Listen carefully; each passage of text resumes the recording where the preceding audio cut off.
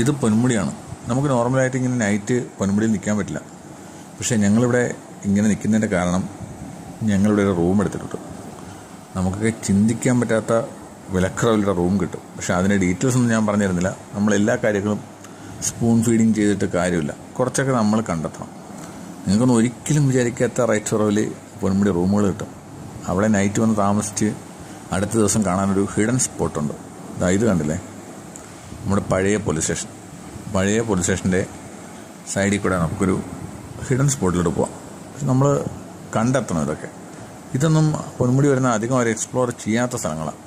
നിങ്ങൾ ഇനി പൊന്മുടി പോകുന്നുണ്ടെങ്കിൽ മസ്റ്റായിട്ടും കാണേണ്ട സ്ഥലങ്ങളാണ് ഇത്തരത്തിലുള്ള നല്ല ഹിഡൻ സ്പോട്ടുകൾ. അപ്പോൾ അത് കഴിഞ്ഞിട്ട് നമുക്കിവിടെ കുട്ടികളുടെ ഒരു പാർക്കുണ്ട്. അതിൻ്റെ വീഡിയോ കാണിച്ചു തരാം. അല്ലാതെ അവിടെ തന്നെ ഒരു റെസ്റ്റോറൻ്റ് ഉണ്ട്. മുകളിലത്തെ പോലെ ശോകം ഫുഡല്ല, അത്യാവശ്യം കൊള്ളാവുന്ന ഫുഡാണ്. ഇത് കണ്ടില്ലേ, കുട്ടികളുടെ ഒരു പാർക്ക്. അപ്പോൾ നമുക്ക് അത്യാവശ്യം എല്ലാം ഈ ഒരു ഏരിയയിലുണ്ട്. ഇതൊന്നും അധികം ആർക്കും അറിയാറില്ല, ആരും ഇങ്ങോട്ട് വരാറില്ല. അപ്പോൾ ഇനി യാത്ര പ്ലാൻ ചെയ്യുമ്പോൾ അതിനനുസരിച്ച് പ്ലാൻ ചെയ്യുക. നമ്മൾ ഒരു ദിവസം പൊന്മുടി സ്റ്റേ അടിക്കാൻ പറ്റിയാൽ അതൊരു വേറെ ലെവൽ വൈബാണ്.